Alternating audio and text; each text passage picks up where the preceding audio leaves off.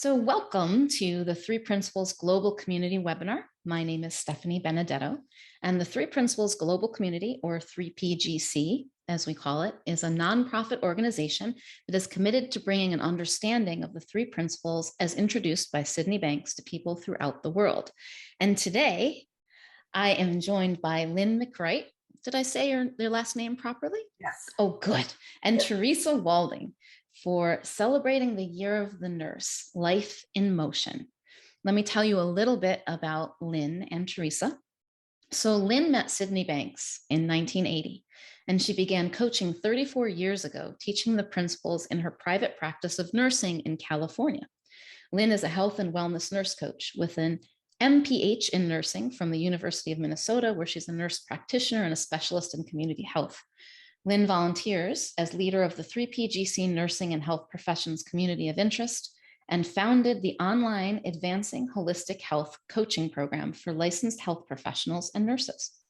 Teresa Walding, BSN, RN, NCBC, I'm going to pretend that I know what those acronyms mean, but they're very impressive, has worked in a variety of clinical areas, including ICU, I do know that acronym, rehabilitation, psychiatric, pediatrics, and currently post-anesthesia recovery. She is a co-leader of the Austin area chapter of the American Holistic Nursing Association. As a speaker and teacher, she's taught the principles of resilience at national conferences, meetings, webinars, and retreats. So welcome to Teresa and Lyn. Wow, it's just wonderful to be here with you today. It was just so fortuitous. We had not even realized when we scheduled this that we would be speaking during the Year of the Nurse. Nurses Week 2020 is actually the 6th through the 12th, and International Nurses Day is on the 12th, which is Florence Nightingale's birthday. So nurses worldwide are celebrating. We have globally, we're the largest profession in healthcare, and globally we have 14 million nurses. In the United States alone, we have 3.8 million. So just as a comparison of how much we outrank all of the other health professions, there are only 1 million doctors and almost 4 million nurses. So those are the averages worldwide. And I just am so grateful to be part of a profession that reaches more people than any other profession. We've got so much to celebrate. And I should turn it over to say, let Teresa welcome you as well. Yeah, thank you everyone for being here.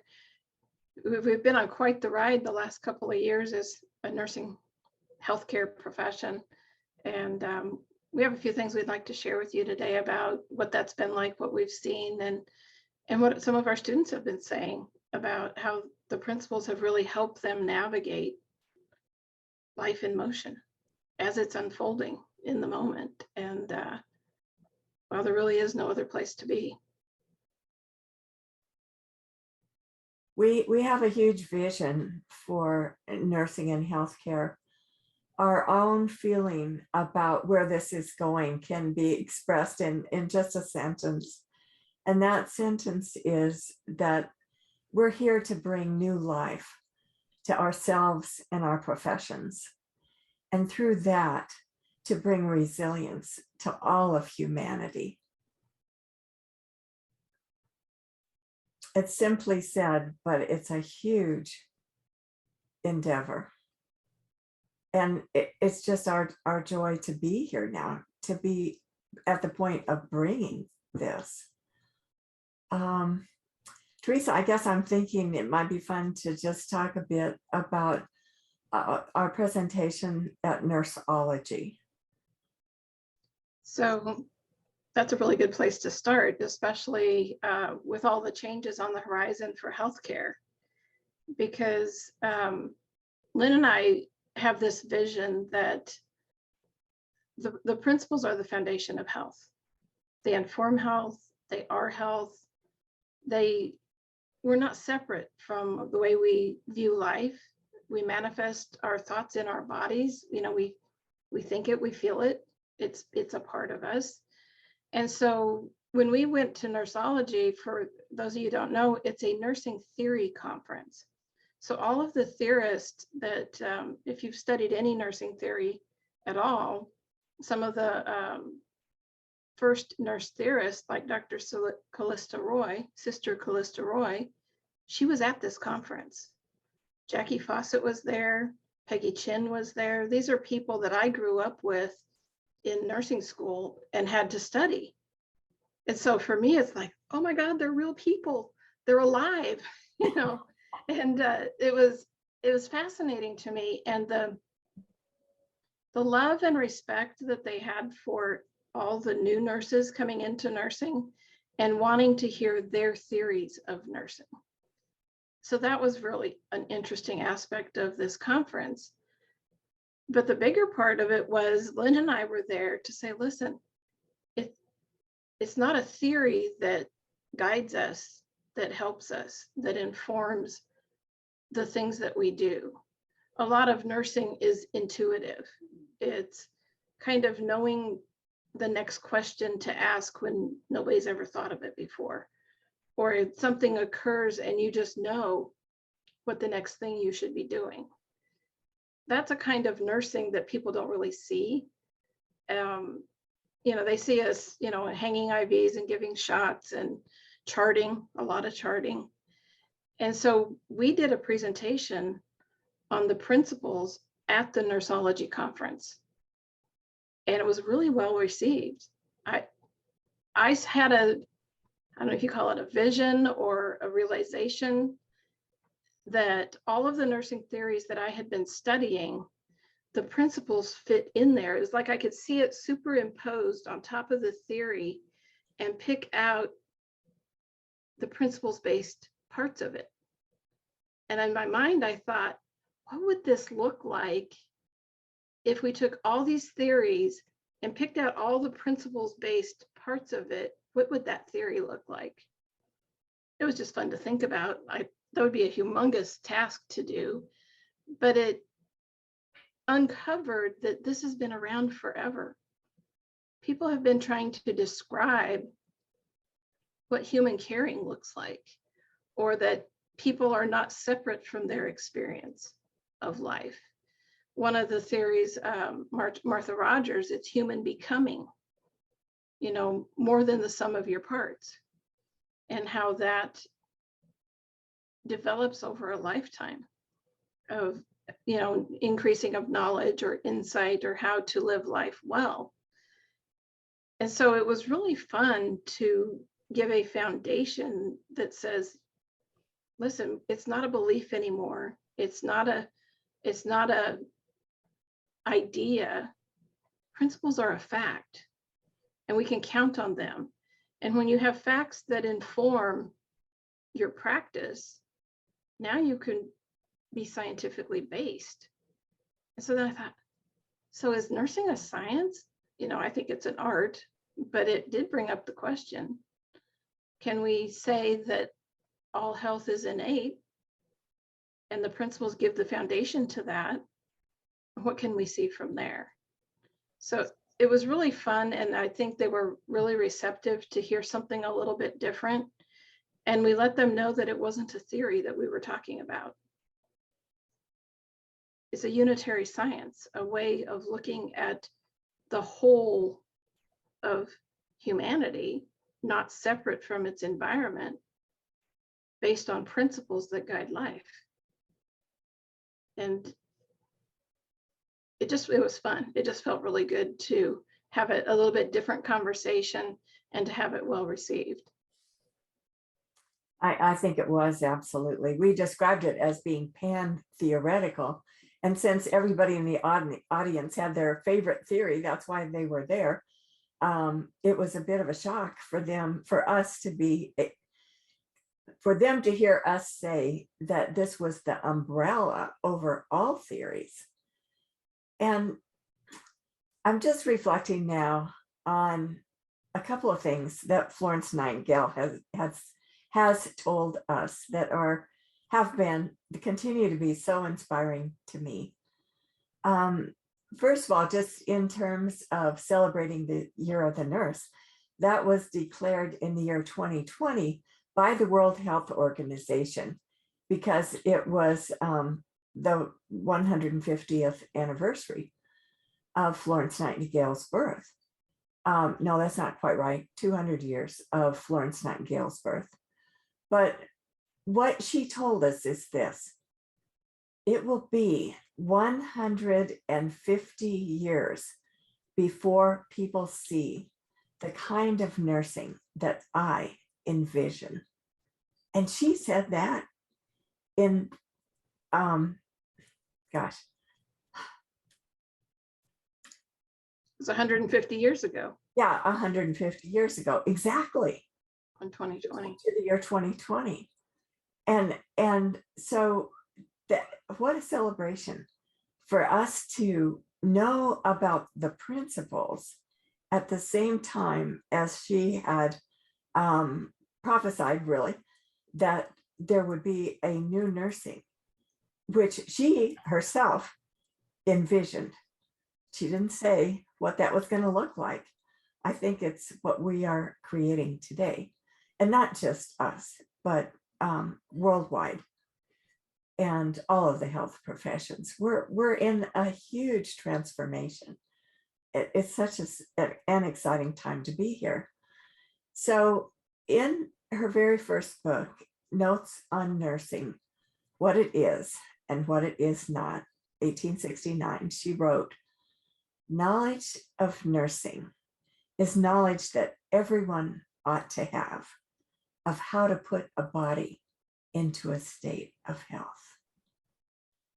I know at one point our mentor, Keith Blevins, asked Sydney Banks, or Sydney Banks asked Keith, actually, what is the universe?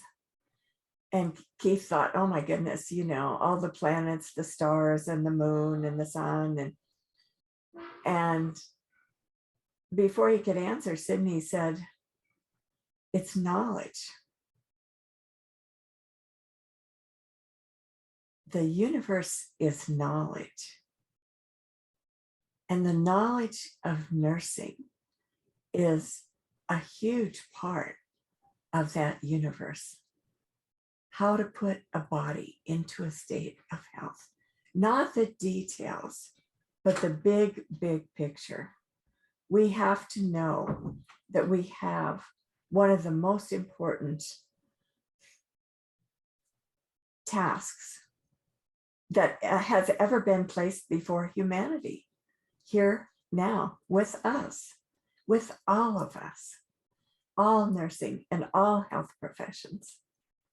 And isn't it just magical that it would fall to the world's largest health profession to bring it?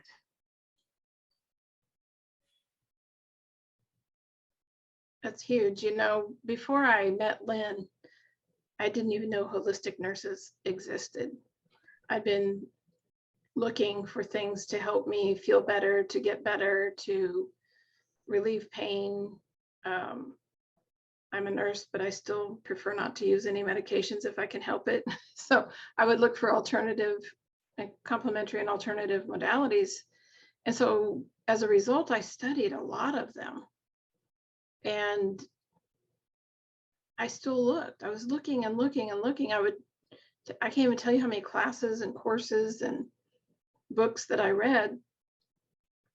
And then the day that I heard about principles was in October of 2015, when Dr. Blevins came and spoke to us at our conference for the American Holistic Nurses Central Texas chapter back then. And he started talking about these principles that guide life and how they work and how they don't work.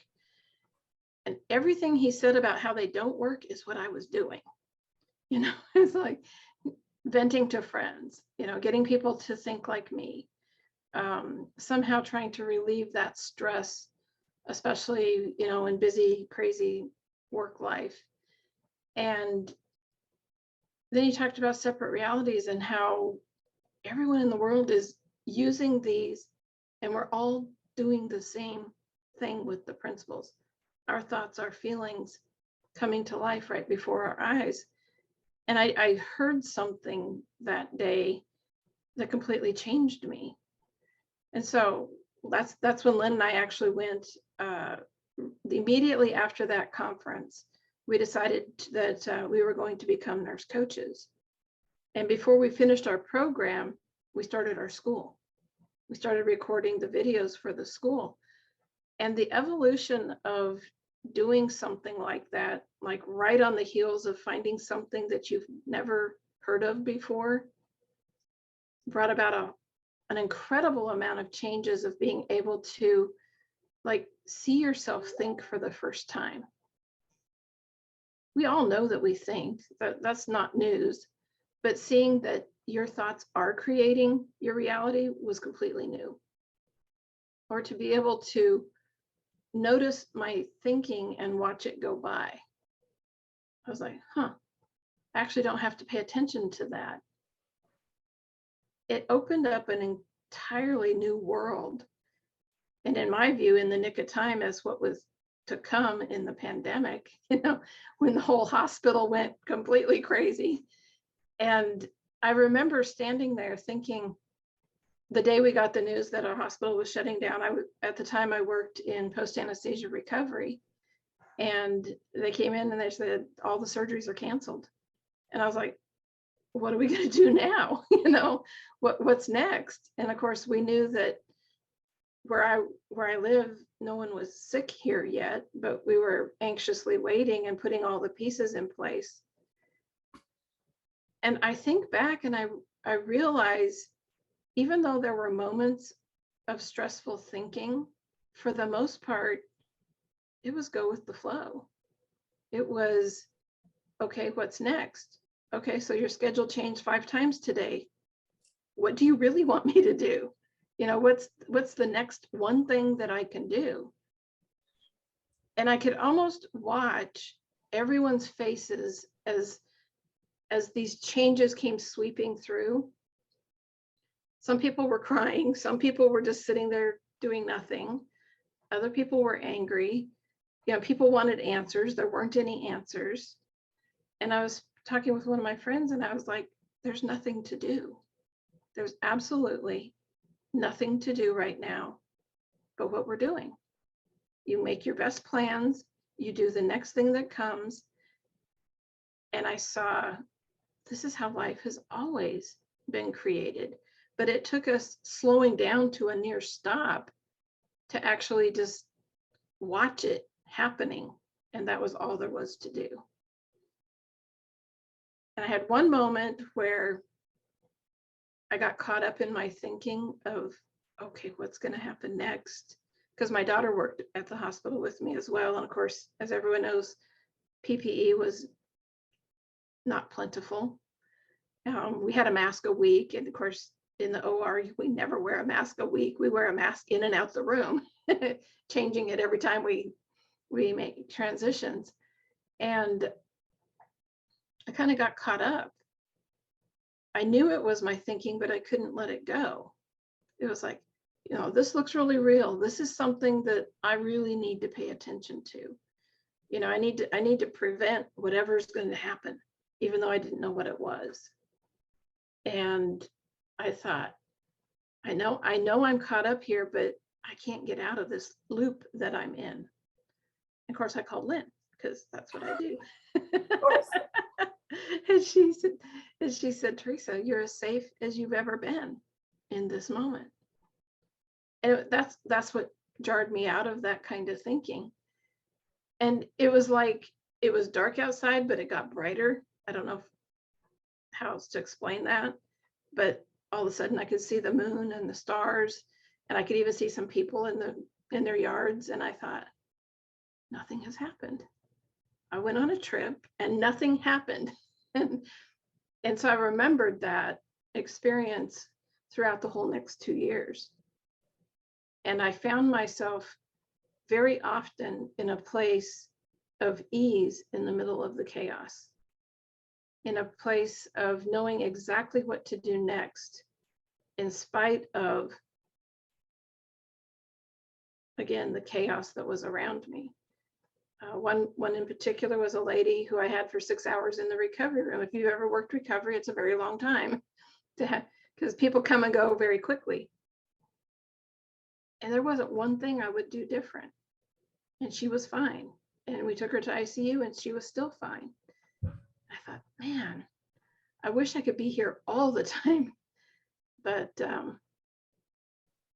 it's amazing to notice how often we can actually land in the place of ease or get spun up into that place of discomfort. And they're both available. All of it's available. And it's all okay.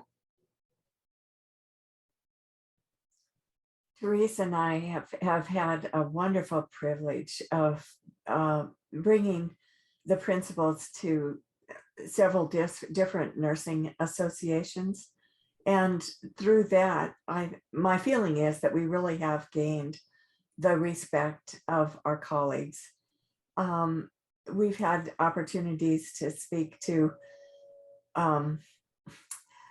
national groups such as the National Black Nurses Association, the American Holistic Nurses Association, the American Academy of Nurse Practitioners, and statewide, the Texas Organization of Nursing Leaders, Texas Nurse Practitioners, Texas Nurses Association, and locally, our nurse practitioner groups and our local organization of nursing leadership.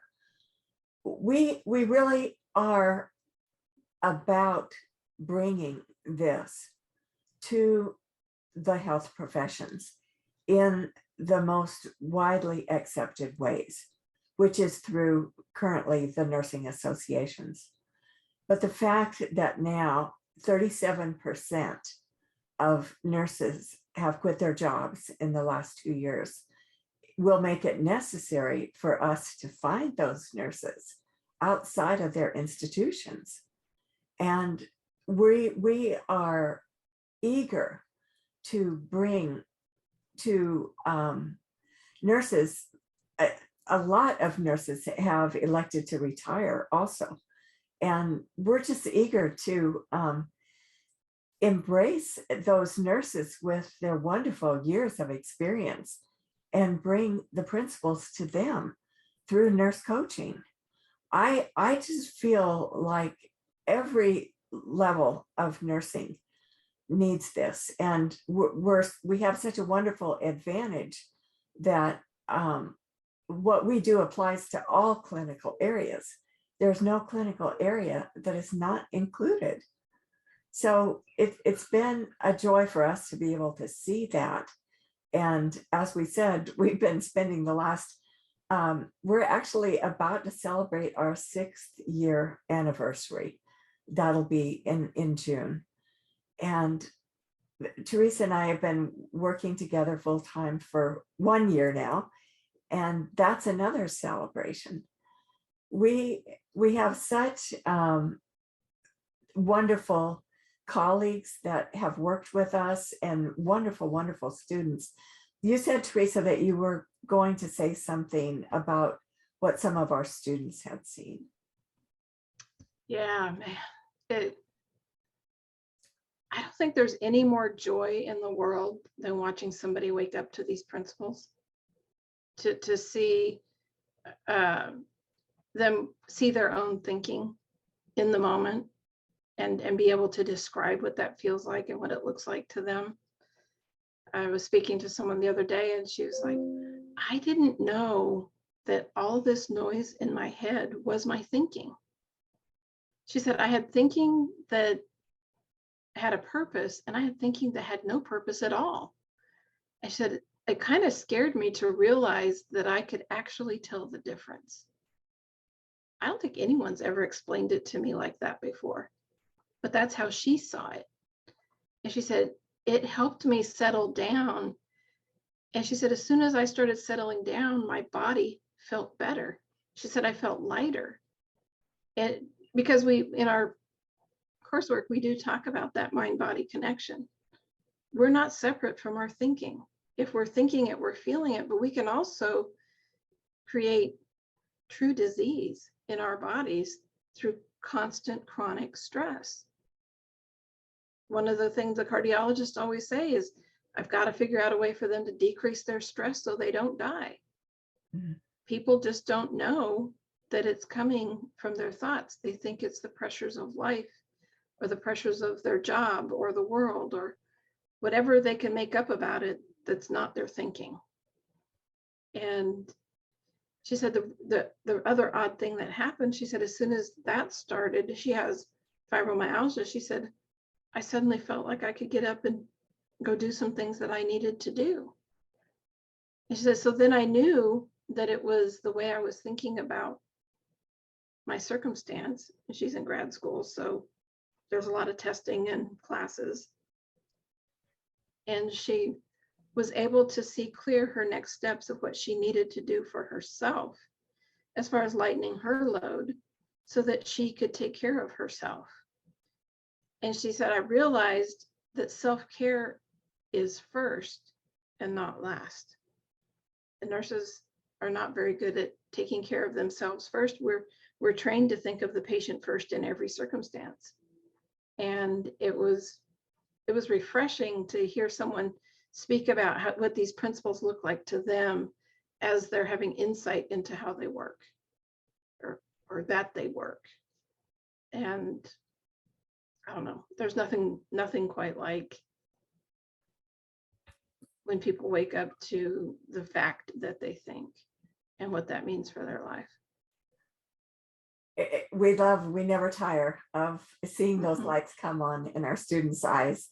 It's just so exciting for us, and an everyday occurrence almost.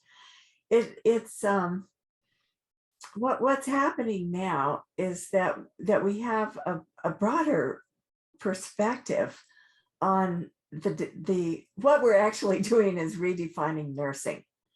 And that's going to take all of us to do that definition. But we're headed in the right direction. It's a direction of health. And I, as a public health person, I've always been about health promotion. And I know that the pandemic has brought so many losses to so many people worldwide. And yet at the same time, we now have an opportunity, all of us, to see the importance of taking care of ourselves. That part about nurses taking care of themselves is one of the three major tenets of the Holistic Nurses Association. And I know that in Europe, it's somewhat different, the way that things are aligned with coaching. But in the United States, there's only one profession that offers a board certification in coaching, and that profession is nursing. So in regard to that, we're really at the head of the curve. We're actually leading in having health professionals be recognized as board certified coaches.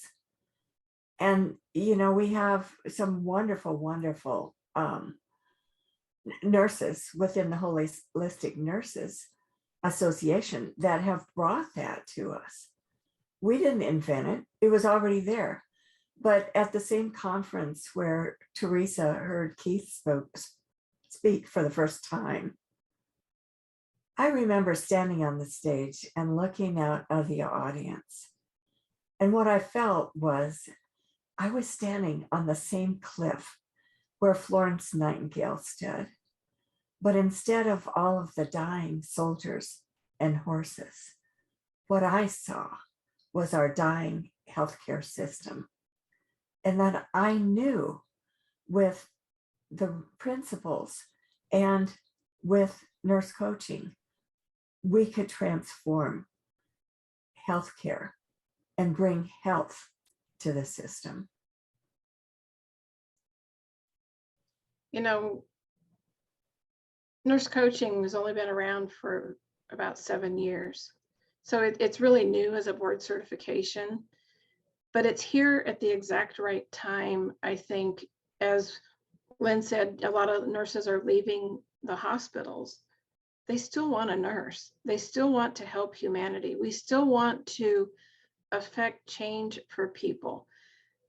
I think it's funny to me because every once in a while I realize not everyone grew up with a nurse. Not everyone really knows a nurse personally. You know who they are. You see one at the hospital or at the doctor's office. But nurses have knowledge that is common to us. But when you start speaking to people who've never really thought about health or prevention or health promotion at all, they're just living their life. It's not on their radar to think about, oh, the way I'm thinking about life is causing me this anxiety and stress. They just want it to go away. They don't care how it goes away. They just want it to. But what we're seeing is all of these people who, I mean, the passion that I see people have to go out and help people in the community, whether it's with elder care or with children, with teaching.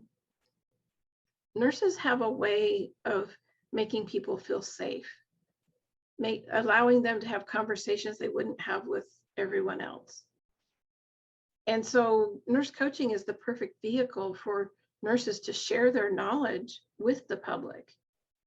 There's things that we know about when someone receives a diagnosis of, say, of cancer or something like that, that's far beyond the diagnosis.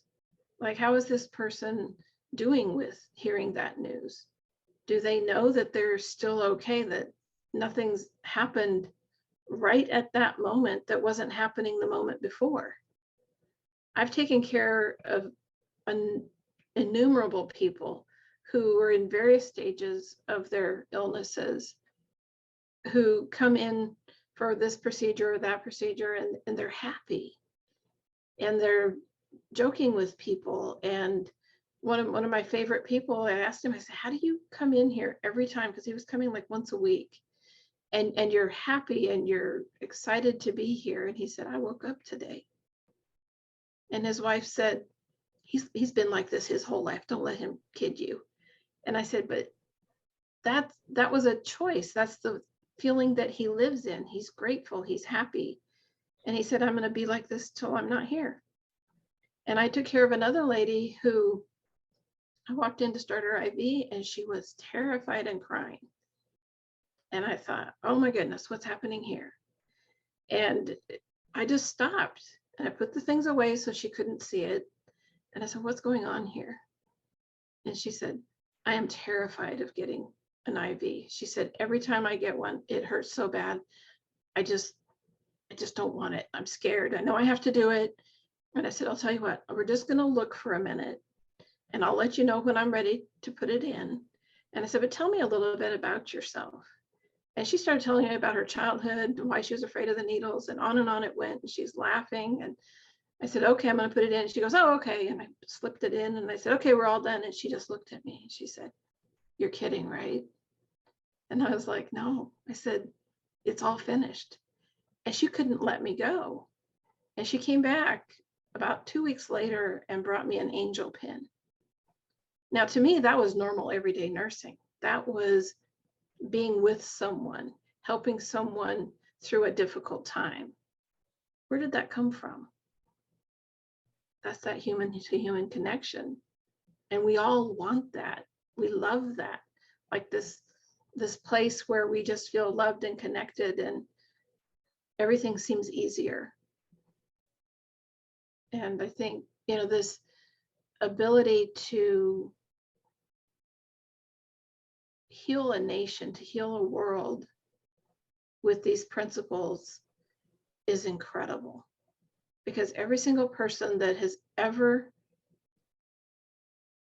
I've ever talked to, I don't know about everybody, but that I've talked to that sees this for themselves has transformed their lives in ways that I never knew that people could.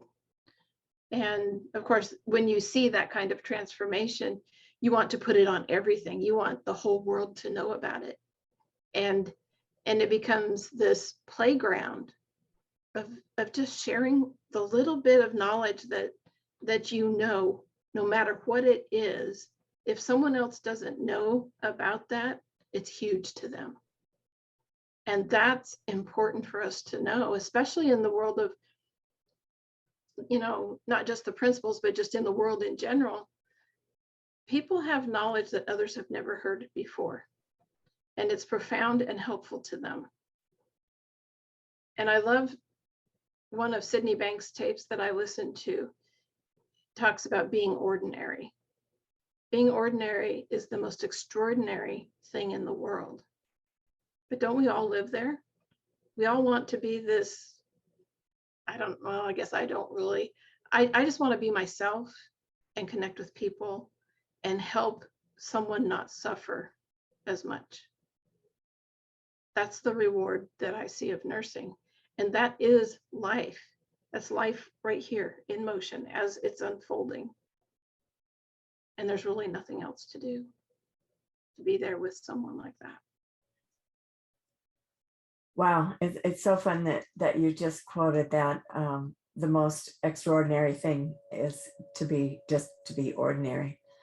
I actually, at one point, wrote a little series of haiku, 17-syllable poems.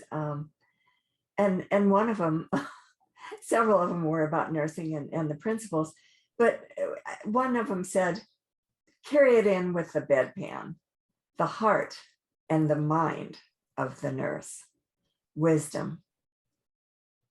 It couldn't be more ordinary. It's what we do every day. It's just that we're bringing the knowledge of how human beings work with us every time we find another human being to relate to. There's nothing extraordinary about it, except that it is extraordinary because it is so ordinary. I think I used to, when I first learned about the principles, I saw the title, Joe Bailey has Slowing Down to the Speed of Life. And I was like, well, if it gets any slower, it's going to be a crawl, what about that? And I didn't realize that by slowing down, you speed up, like in the sense that not speed up like time-wise, but you can get more done from a place of quiet or focus or being able to tap into your wisdom right when you need it. So you don't have to spin as much or worry as much. And, I grew up in a family of worriers, and I didn't know that there was another way. It was very strange to me to stop worrying about my family. And yet I also didn't know that it was hurting me, because that was what I believed, that's just how everyone does it, right? To find out not everyone does that was a shock. To think that I'm the only one that thought that that's the way it was. And my daughter, she was like, it's taken her a while. She has like different insights about stuff. And she had a really big one a couple of months ago. And she was opening her little Etsy shop, and she was afraid to post on the Etsy. I said, nobody can see you. She goes, but you don't understand. And so what she did was started getting busier by helping everyone else, namely me or Ed, or we had a friend at the time that needed a little extra support. But then at the same time, she was like, I'm so busy, I can't get my own thing done. And I was like, now that's kind of odd. And so one day she calls me and she's just crying. And I said, what is wrong? And she said, I just realized that I've been making this all up. I said, what do you mean? I'm trying to figure out, because between the tears, I was trying to figure out what she was saying. She said, I've been keeping myself so busy because I'm afraid. I'm so busy taking care of everyone else because I'm afraid of failing. And so I said, so fail forward. And she looked at me. By that time she was at my house, and she goes, do you know what you just said to me? I said, yeah, fail forward. And she goes, yeah, I can do that. And she opened her shop that day. And I thought, now that's a really roundabout way to get out of your own way. But to realize that you're keeping yourself busy and then complaining about being busy, yet you're offering to do it, didn't look like something about her. But that's how her fear of failure was manifesting for her. And I have to say, she's been doing really well since then. She has her moments. Yeah, so do we all. But I've done that before. I'm sure other people have done that before. So I think it's just really, really fun to know that it's just your thinking. And somehow knowing that settles you down to live the life you're meant to live.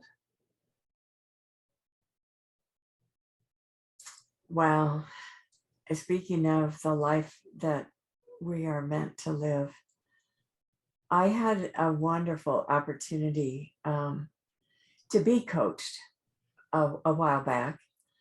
And you know how we talk about self-care in holistic nursing as being one of the most important things that nurses can do for themselves. Well, in this coaching session, I didn't really have a topic to be coached on. I was taking a class and it was part of the class. So the coach was running late and apologized for being late. And I thought, well, that's a good topic. I'm sometimes not timely myself. So as we were talking, it was as though I felt something pointed and metallic enter my chest, and it turned 45 degrees to the right, but I couldn't put a handle on it. And I did not realize until the next morning when I woke up that I had found the key to thought. I didn't have any thoughts. All of the other days when I woke up, I was criticizing myself. I was saying, oh, you're going to be late. You're going to be late again. You're always late. And I had no idea that it was that voice in my head that was distracting me from making my appointed rounds. Without that voice of self-criticism, I was able to go directly, get ready for my day, arrive on time, and not have the distraction of that voice that was always in my way. So now, just quite recently, actually, I've realized that dropping distraction, releasing self-criticism is actually the most important part of self-care. And it's even still beginning, I'm still beginning to find my words around that. I don't hear other people saying that dropping self-criticism is the most important part of self-care. But I know that to be true. And I'm finding my words to be able to say it. And I'm just so grateful to be here today. We've had such a journey. I've actually worked for 35 years to see this moment in time. And I knew that there would be a time when people would not be going to the doctor. I knew that there would be a time when people would not be able to pay their bills. But I did, and I knew that there would be huge loss of life. But I did not see the virus. And it's been quite a journey quite an education for all of the human beings on the planet to realize that health, and in my sense of things, resilience is the most important part of health, that our health is up to us, and that we can find resilience every day, not just during times of stress. That word resilience is actually quite ancient. I think it comes from the 1600s. It comes from the field of metallurgy. And they're talking about, like if you get your car repaired, for example, you have a fender bender, they can pop the piece of metal back out again because metal is resilient. Dr. Keith Blevins and his wife, Velda Monroe, have brought us an entirely new definition of resilience. And it's an interesting definition because it's defined by what it is not. It's not about willpower. It's not about your attitude. It's not about anything that's surrounding you. Actually, the definition that they came up with, Velda came up with, says that resilience is not being bound by circumstances or the past. Not being bound by circumstances, not being bound by the past, that's completely new.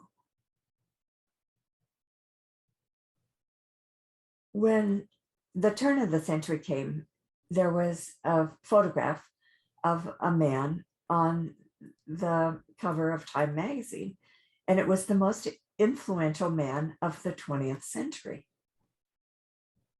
And that man was a physician. His name was Dr. Sigmund Freud. And he taught us that it's all about the past. So we have a long ways to go. And not that he didn't do some wonderful things for humanity. Talk therapy is here to stay.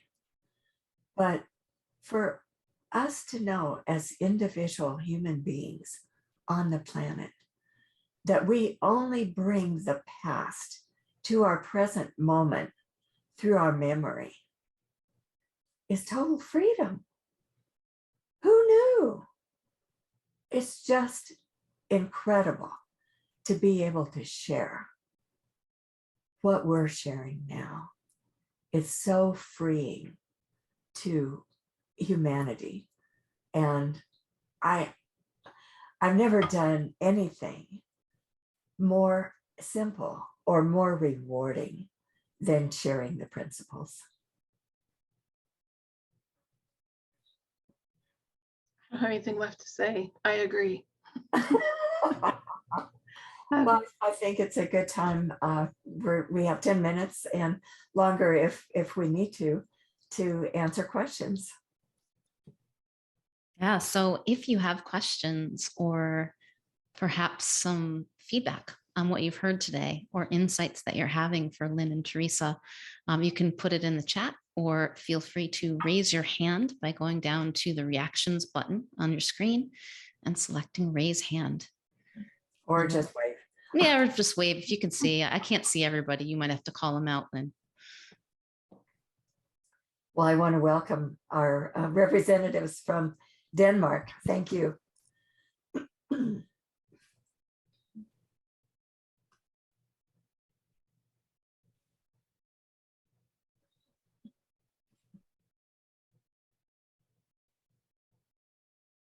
I would like to say something.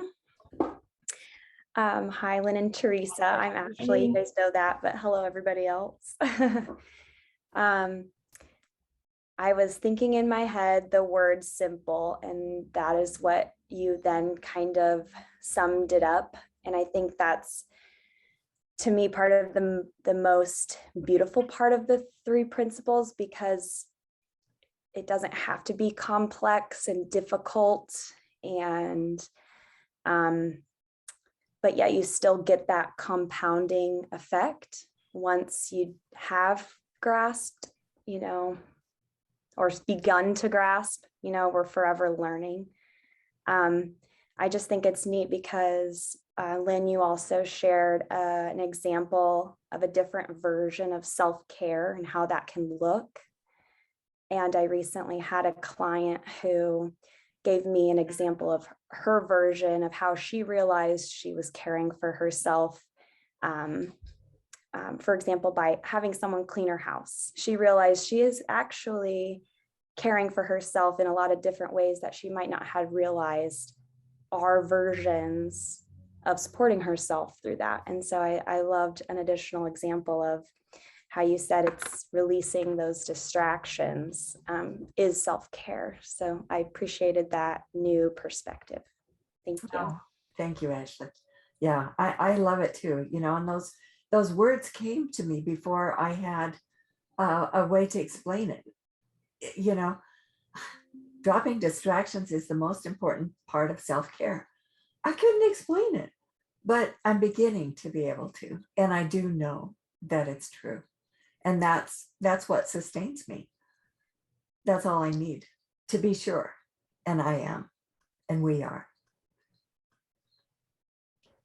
I think that's what is so unnerving to my fellow health professionals who are hearing this for the first time, just that we're so solid in what we're doing.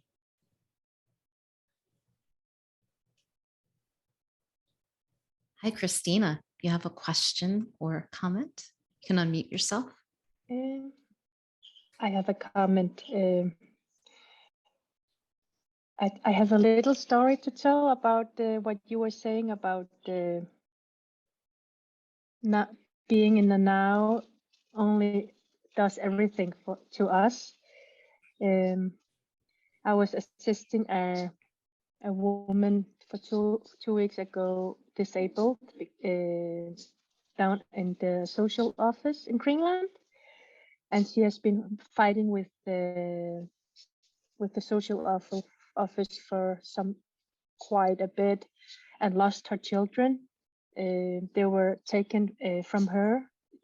She has bipolar diagnosis, and she was so off, and she couldn't even, she was shaking, and she was struggling with the social office, and I just could hear that being with her, and I almost disappeared in my own personal thinking that the case she was telling about, whether it's true or not, it wasn't up to me. And I just listened. And the more I listened, she just became more and more, because she's been in that so many years that she doesn't trust in any than her or whatever. But I could just hear that it's not about if it's true or not. This is her experience of losing her children, not living with them anymore. It's this struggle, and she couldn't even tell me how she could use me. I was assisting her. And while I was listening, I could hear her, like the energy of her, and it became more and more clear. And finally, after 2 hours, she knew how to use me. She just settled down, and she saw the clearness of, now I know how I can use you. Because at the beginning she was, I don't know what you're doing here, what's your role in this, and she was in a defense mode. And it was so obvious in me. I felt it so obvious. Of course, if I just listen and not being that, is it the one she's telling, is it true or not? Or she was planning to send a complaint over the social office. That's why I'm assisting her. It was so powerful, just being quiet and listening and not having ideas of, is she telling the truth, bipolar or not, or just empty. Wow. Beautiful. And she could tell me, yeah. The power of presence is real. Yeah, it Yeah. is. So thank you. Beautiful example.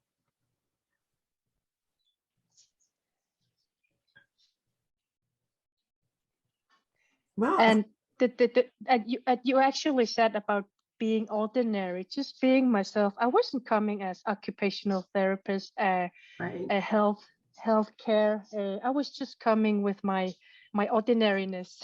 So Isn't beautiful. it nice to know that that works just fine? Yeah, it is. Yeah. Thank you for sharing that. Yeah, Thank you. that actually is the most important part of the therapeutic relationship. Just us being there. Hi, Wendy. Joy. Joy. Hi there. Hi there.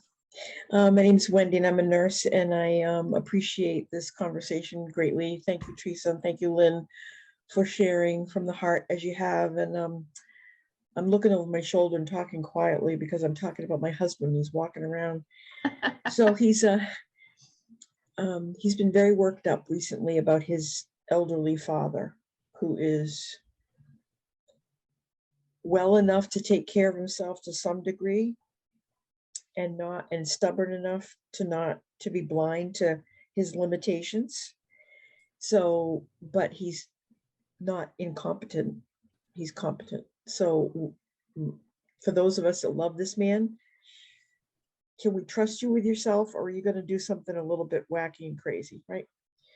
So my husband has been gripping and holding on to some way of seeing his father and his choices, and he's been taking them, as he said to me today, personally. Like, the fact that you forgot to have breakfast with me like we planned a week ago is, so he said today, I tried to point him in the direction of being more open-handed, and today he just said, and he said, you can keep talking to me about this, Wendy. He said, but I'm not willing to go deep and figure it all out and go into my past. I just don't have the time to do that right now. And I said, I don't know that you really need to do that. I think you just need to look in a different direction. So I left it there. And this morning he woke up and he said, you know what? I'm choosing to love my dad today and accept whatever he does as him just being him. And I'm not going to be worried about it anymore. And I was like, wow, see, you didn't have my to husband? Go. What's that? Are you my husband? Yeah, right. Yeah, right. And but I was just like, and I said, see, you're just looking over on the left rather than the right. And that's all you needed to do is turn your direction and you turn your attention. You didn't need to go to the past and go to a therapist and dig it all up and figure out your, Freudian blah, blah, blah.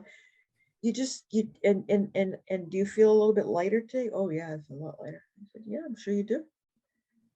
And it's really just the privilege of being, typically nurses are in places or being called upon to be nurses when people are under some sort of duress of some sort, physical, mental, emotional, or all three, whatever.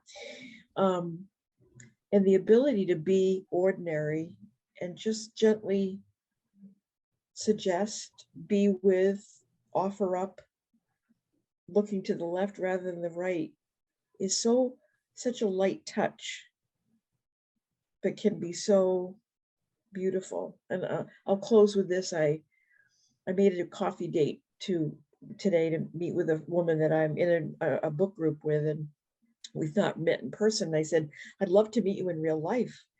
And she said, oh, that'd be great. She says, maybe we could go on a walk with my twins. And I said, oh, that would be fun. I'd love that. And she says, I don't know if you remember this, but the last book group, I was pulling my hair out with these, I think they're 8-month-old twins who are constantly crying, constantly wake. So I said, you and your husband were uniquely chosen to be those boys' parents. And she goes, I don't know if you remember saying that. I don't remember saying it, but it sounds like something I would say. And I said, you have all the skills and abilities to be those particular boys' parents. And she said, I can't tell you what that just did I mean, that did back then.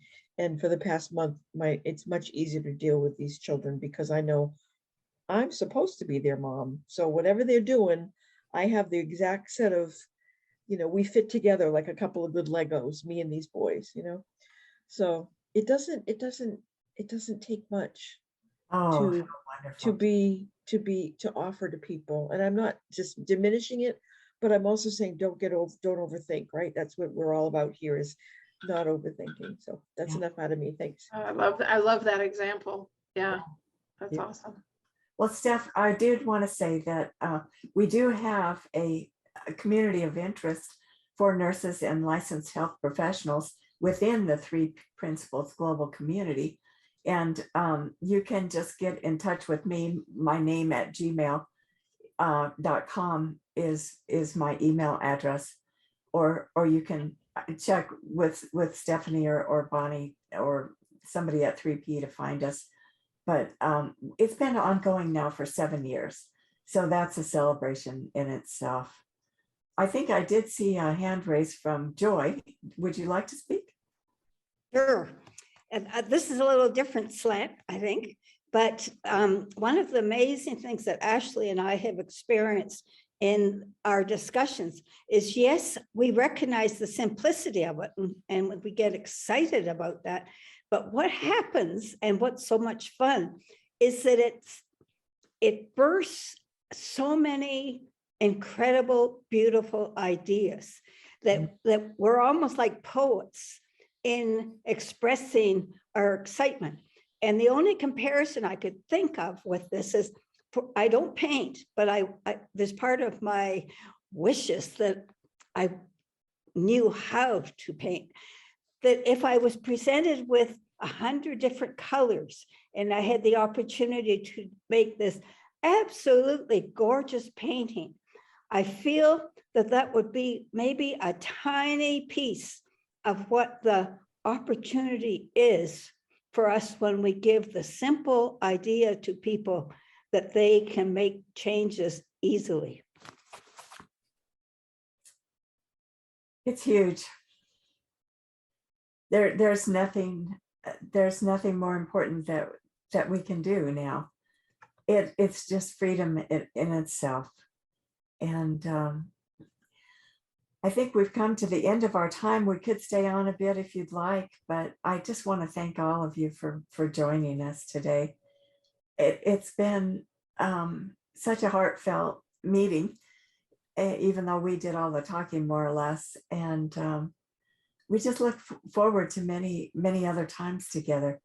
Our community of interest meets at essentially this time once a month. And Europe would be glad to join us at this time. And then we also have a time later in the day that works better for the US. So we meet twice a month, and we would love to have you join us. Beautiful. Thank you so much, Teresa and Lyn, and everyone who showed up here, and in particular, the nurses and those in the healthcare profession. There really is, like, I see the heart of the healer in you, and pointing to true health and well-being. Wow, what a powerful combination. You're right. Thank you for bringing this. Thank you for bringing this mission. Well, yeah, thanks to the Three Principles Global Community for offering the webinar opportunity. Yeah. Well, have a wonderful day, everybody. Thank you so much for joining us. Beautiful. And a quick reminder too, if you want to come back for the next 3PGC practitioner webinar, Dickon Bettinger will be joining us on Tuesday, May 24th, same time. Great. Thank you. Beautiful. Have a great day, everyone. Thank you.